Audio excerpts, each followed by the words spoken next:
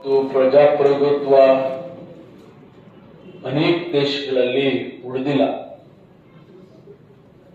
ಅನೇಕ ದೇಶಗಳು ಇವತ್ತು ಗೊಂದಲದ ಗೂಡಾಗಿದ್ದಾವೆ.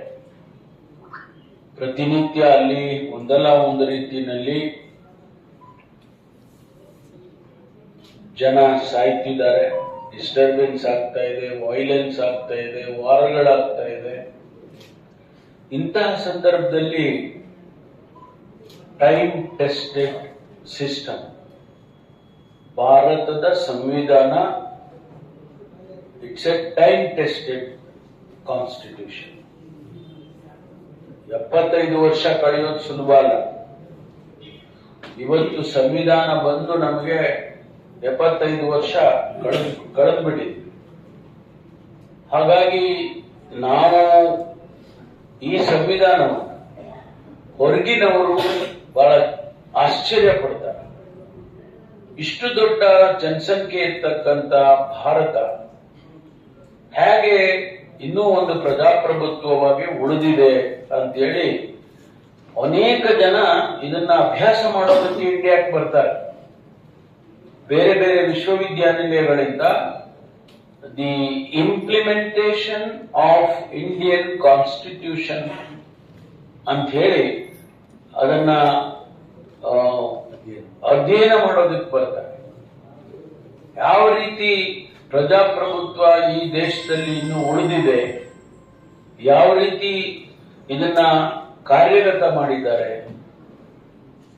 ಆಶ್ಚರ್ಯ ಪಡ್ತಾರೆ ಅವರು. ನಮಗೆ ಇಲ್ಲಿ ಇದ್ದಲ್ಲಿದ ಮದ್ದಲ್ಲ ಅಂತ ಹೇಳಿ ನಮಗೆ ಅನ್ಸೋದಿಲ್ಲ. ಹೊರಗಿನ ಜನರಿಗೆ ಏನ್ ಅನ್ಸುತ್ತೆ ಅಂದ್ರೆ, ಏನಪ್ಪ ಎಷ್ಟು ಸ್ಮೂತ್ ಆಗಿ ಈಗ ಒಂದು ಎಲೆಕ್ಷನ್ ಆಗುತ್ತೆ, ಬೇರೆ ಪಕ್ಷ ಗೆದ್ದು ಬಿಡುತ್ತೆ.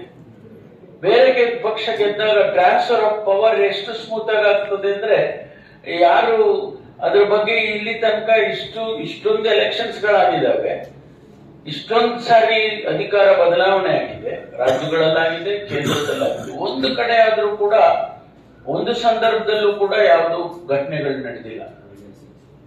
ಅಂತಹ ಒಂದು ಟ್ರಾನ್ಸಿಷನ್ ಆಫ್ ಪವರ್ ಇನ್ ಬೇರೆ ಬೇರೆ ಕಂಟ್ರಿನಲ್ಲಿ ಎಷ್ಟಾಗುತ್ತೆ. Even country like United States of America ಕಳೆದ ಚುನಾವಣೆಯಲ್ಲಿ ಏನಾಯ್ತು ತಾವೆಲ್ಲ ನೋಡಿದ್ರಿ. ಕ್ಯಾಪ್ಟನ್ ಹಿಲ್ಗೆ ನುಗ್ಗಿದ್ರು, ಜನ ನುಗ್ಗಿದ್ರು, ಗಲಾಟೆ ಮಾಡಿದ್ರು, ಅಲ್ಲಿ ಸೆನೆಟರ್ಗಳಿಗೆ ಹೊಡೆದ್ರು, ಕಾಂಗ್ರೆಸ್ ಮನ್ಗೆ ಹೊಡೆದ್ರು, ಅಲ್ಲಿನ ಕುರ್ಚಿ ಮುರಿದು ಹಾಕಿದ್ರು, ಟೇಬಲ್ ಮುರಿದು ಹಾಕಿದ್ರು. ಅಂತಹ ಅದು ಬಲಿಷ್ಠವಾದಂತ ಡೆಮೋಕ್ರಸಿನೇ. ಅಮೆರಿಕ ಕೂಡ ಒಂದು ಸ್ಟ್ರಾಂಗ್ ಡೆಮೋಕ್ರಸಿ ಅಂತಾನೆ ನಾವು ಕರೀತಿದ್ವಿ. ಅಂತ ಕಡೆ ಆಗಿದೆ. ಆದ್ರೆ ಭಾರತದಲ್ಲಿ ಆ ರೀತಿ ಯಾವುದು ಕೂಡ ಆಗಲಿಲ್ಲ. ಆಮೇಲೆ ಇಲ್ಲಿ ಕೊಡುವಂತ ಈಕ್ವಲ್ ಆಪರ್ಚುನಿಟೀಸ್, ಇಲ್ಲಿ ಕೊಡ್ತಕ್ಕಂಥ ಭ್ರಾತೃತ್ವ, ಸಹೋದರತ್ವ, they are all very well defined. ಬಹಳ ಚೆನ್ನಾಗಿ ಇದನ್ನ ವರ್ಣನೆ ಮಾಡಿ ಬಾಬಾ ಸಾಹೇಬ್ ಅಂಬೇಡ್ಕರ್ ಅವರು ಅದನ್ನ ಸ್ಪಷ್ಟಪಡಿಸಿದ್ದಾರೆ. ನಮ್ಗೆ ಯಾರು ಅದನ್ನ ಸುಲಭವಾಗಿ ಮ್ಯಾನಿಪ್ಯುಲೇಟ್ ಮಾಡಕ್ಕಾಗೋದಿಲ್ಲ. ಹೇಗೆ ಜುಡಿಷಿಯರಿ ಇರಬೇಕು, ಹೇಗೆ ಅಡ್ಮಿನಿಸ್ಟ್ರೇಟಿವ್ ಎಕ್ಸಿಕ್ಯೂಟಿವ್ ಇರಬೇಕು, ಹೇಗೆ ಎಲೆಕ್ಟೆಡ್ ರೆಪ್ರೆಸೆಂಟೇಟಿವ್ಸ್ ಇರಬೇಕು, ಅವರ ಜವಾಬ್ದಾರಿಗಳೇನು, ಅವರಿಗೆ ಪವರ್ ಎಷ್ಟಿದೆ, ಲಿಮಿಟೆಡ್ ಪವರ್, ಆ ಲಿಮಿಟೆಡ್ ಪವರ್ ಏನು, ಅದನ್ನೆಲ್ಲ ಡಿಫೈನ್ ಮಾಡಿ. ಪ್ರೆಸಿಡೆಂಟ್ ಆಫ್ ಇಂಡಿಯಾ ರೋಲ್ ಏನು, ಪ್ರೈಮ್ ಮಿನಿಸ್ಟರ್ ರೋಲ್ ಏನು. ಆಮೇಲೆ ನಾವು ಹೇಳ್ತೀವಿ ಈಗ ಜುಡಿಷಿಯರಿ ಇರ್ಬೋದು, ಎಲೆಕ್ಟೆಡ್ ರೆಪ್ರೆಸೆಂಟೇಟಿವ್ ಇರ್ಬೋದು. ನೀವು ಮೀಡಿಯಾದವರು, ನಿಮಗೂ ಕೂಡ ಪ್ರಜಾಪ್ರಭುತ್ವದ ಒಂದು ಭಾಗ. You are the 4th pillar of democracy ಅಂತ ಕರಿತೀವಿ. ಬಾಬಾ ಸಾಹೇಬ್ ನಿಮ್ಮ ಬಗ್ಗೆನೂ ಹೇಳಿದ್ದಾರೆ. It is unfortunate that the media's perception has changed. ಈಗ ಹೇಳಿರೋದಲ್ಲ, ಇದು ಯಾವಾಗ 1950 ಹೇಳಿದ್ರು. ಅವ್ರು 1950 ಹೇಳ್ತಾರೆ. ನಾನು ಮೊನ್ನೆ ಓದ್ತಾ ಇದ್ದೆ ಎಲ್ಲೋ, 1950 ಹೇಳ್ತಾರೆ, media perception of Indian media has changed, they have become traders. ನಾನು ಅದು ಕ್ಯಾಪ್ಷನ್ ತರಲಿಲ್ಲ, ಓದಿದ್ದೇನೆ. ಅದು that extent he was critical. ಅಂದ್ರೆ ಪ್ರತಿಯೊಂದು ಭಾಗ, ಸಮಾಜದ ಭಾಗವನ್ನು ಅವರು ಅದನ್ನ ಬಿಡಿಸಿ ಬಿಡಿಸಿ ಬಿಡಿಸಿ ನಮಗೆ ತಿಳಿಸಿದ್ದಾರೆ. ಬಹುಶಃ ಇನ್ನೊಂದು ದೇಶದ ನಾನು ಕೆಲವು ಕಾನ್ಸ್ಟಿಟ್ಯೂಷನ್ ಉದ್ದೇಶಪೂರ್ವಕವಾಗಿ ಬೇರೆ ಬೇರೆ ದೇಶದ ಕಾನ್ಸ್ಟಿಟ್ಯೂಷನ್ಗಳನ್ನ ಓದಿದ್ದೇನೆ. There is no comparable constitution in the world which can be compared to Indian constitution. ಸಾಧ್ಯನೇ ಇಲ್ಲ.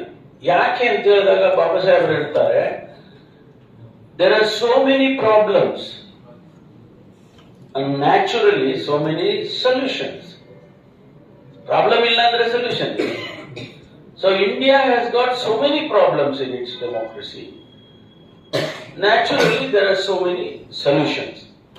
ಹಂಗಾಗಿ ನಮಗೆ ಇವತ್ತು ಇಟ್ ಈಸ್ ಗ್ರಂಥನೂ ಅದಿದೆ, ಗೀತಾನೂ ಅದೇ, ಭಗವದ್ಗೀತೆನೂ ಅದೇ, ಕುರಾನು ಅದೇ, ಬೈಬಲ್ಲು ಅದೇ, ಆಮೇಲೆ ಇದು ಏನದು